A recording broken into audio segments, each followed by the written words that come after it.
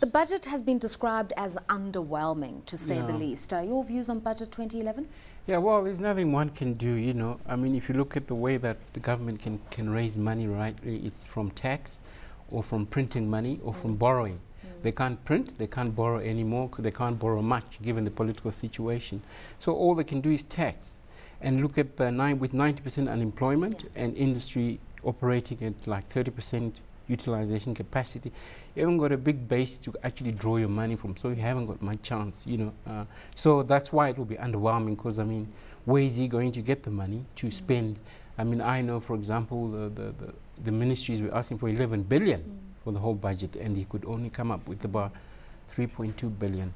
I think you're raising an important issue here, because this is where the Zimbabwean members of the unity government have been on a roadshow to try to say things are working well, the infrastructure exists, there's a lot of potential, and the donors must support the reconstruction of Zimbabwe, but they're holding back. What's it going to take to change that position? Well, I think everybody's waiting for a political change. You know, you don't want to throw your money in there only to find that things go back to where you don't want them to be. I know, for example, the donors had said they would give $800 million US, and they've only managed to get 250. I mean, if I was a donor, I would have the same kind of attitude to say, listen, I'm not going to give you this money on recurrent expenditure. For example, if you look at the whole budget, 80% of it is going to recurrent expenditure. It means that it's not going to produce, you know, it's not going to production or to create a platform for future production. So it's really just, you know, paying salaries and hoping that something good happens. You've mentioned salaries, and this is quite a contentious issue, because we have seen an increase in the civil servant salary bill, so the wage bill rising in Zimbabwe. In the midst of this unemployment you're talking about, is there justification? Yeah, well, I mean, you know, I really feel bad, you know, regarding Zimbabwe civil servants. I mean, they've been getting $200 a month. I mean, that's equivalent of what, 1,200 Rand? I mean, how can you expect people to survive on that? One, they have, you know, the issues of medical aid, the issues of food inflation. It's really been tough. And I think they've you know, they've really weathered the biggest part of the brunt of not, you know, of the economy. So it is, one would have expected that it goes up, but it's still not enough. I mean, you know, given that it's a low base, they're earning a very low base. Let's talk about what the different constituencies expected from the budget.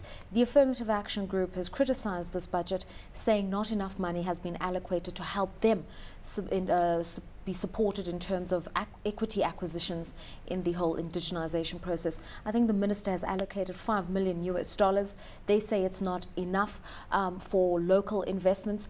Why would the Affirmative Action Group be looking for the government to subsidize their transactions? That's exactly what, you know, I'm even, you know, I really am shocked to say that they could actually go and say that, because are they expecting the government to fund the acquisition of shares when people can't get food, people can't have education and health, and then you go and you fund people to buy into companies that are really, you don't really know what is going to happen. You understand? So that's a really awkward request, and it's an awkward view.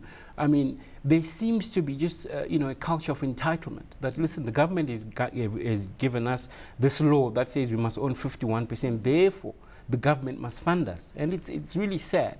You know, so I'm a bit surprised at that, to say, you know, why let's think on the bright side and hope that there is some kind of a technical justification for this. How would the indigenization process play itself out in Zimbabwe if you're looking for local Zimbabwean shareholding in foreign assets?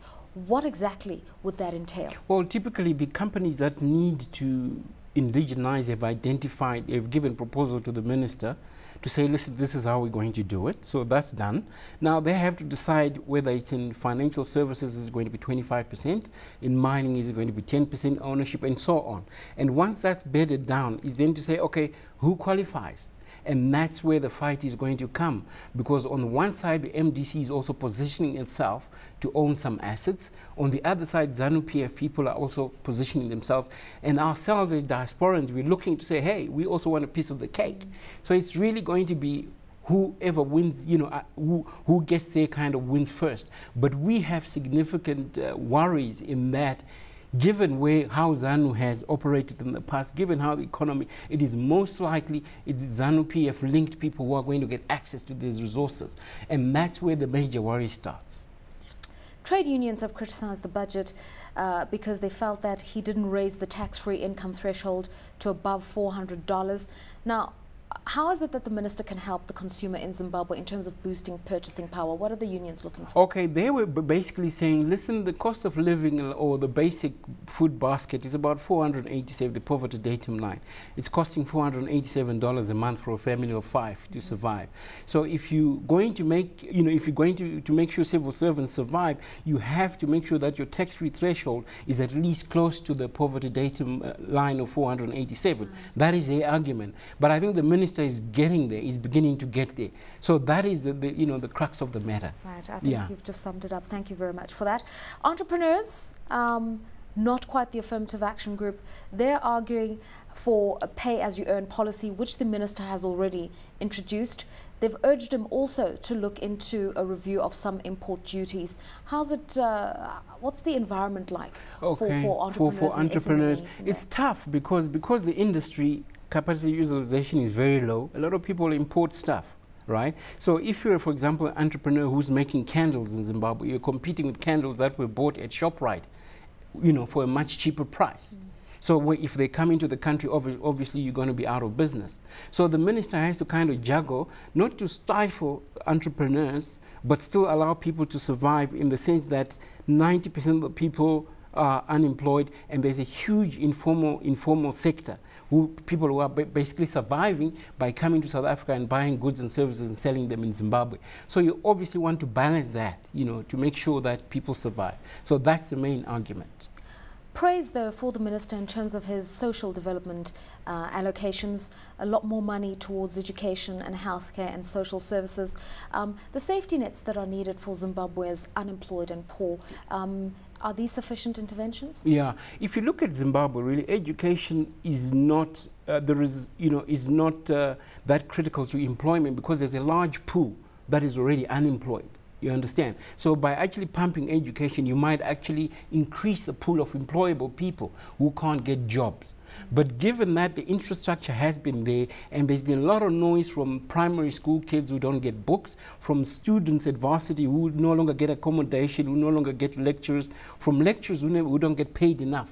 So he's beginning to say, okay, let's try and look at this area and try and revive it. But you must remember there is a delay factor between investing in education and getting the resultant economic growth. There's a delay factor. There may be 3 to 5 years. So in my view, the issue, really, the minister should be looking at increasing capacity utilization, increasing infrastructure development, so that the productive sector begins to pump economic growth. Economic growth projected at 8.1% next year. The drivers of that growth, a recovered agricultural sector, a mining sector that's expected to operate somewhere in the region of over 33% improvements. Yes. What are your expectations, and do you think that 8.1% is a realistic outlook? Okay, they're saying actually mining is 47% increase next year, and agriculture is 33%, right? But if you then look at mining, the dilemma is that they have generated about 500 million from the mining proceeds, but the government has only earned 20 million, which is about 5% of whatever. So he's looked at, say, okay, let's increase the royalties on gold and other stuff to 10%, and increase the other on diamonds and platinum, I think, to 5%. But I was saying, when I was doing Form 1 in Zimbabwe, we were talking about how the economy is going to be driven by mining and agriculture, right?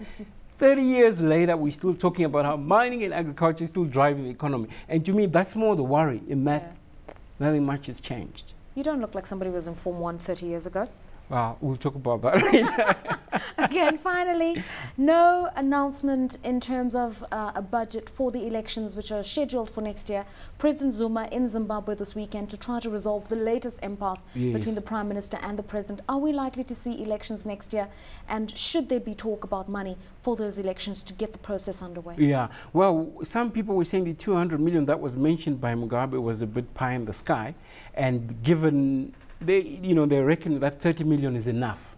So the minister has put beside a reserve of 50 million, right? 20 million for the referendum, they're saying, and 30 million for elections. So that's kind of saying, okay, in case they happen. Whether they will happen or not, I always say that the complexities in Zimbabwe are just too much. One can never predict the future. You cannot plan. You understand? That is the fundamental problem. So we have to look at scenarios that if elections happen, well, let them happen, But everybody's against him right now. I mean, we'll see what happens in December when ZANU has its Congress, whether they actually push for them to happen. MDC is saying he's ready, but the people on the ground are really saying, listen, things are not in place yet. So regarding whether it's the right time or not, personally, I think it's not. But politically, it's probably expedient for ZANU to do that before, you know, because I think they're very confident that maybe they're going to win. Maybe MDC is not as organized as they thought they would be. So they're kind of taking advantage of the situation. But we'll be talking about that hopefully again in a couple of months' time. You've just given us food for thought. Thanks so much to Vince Musewe, an independent political and economic commentator, just giving us really a summation of what's going on in Zimbabwe after the release of Budget 2011 by the Minister Tendai Biti at the end of last week.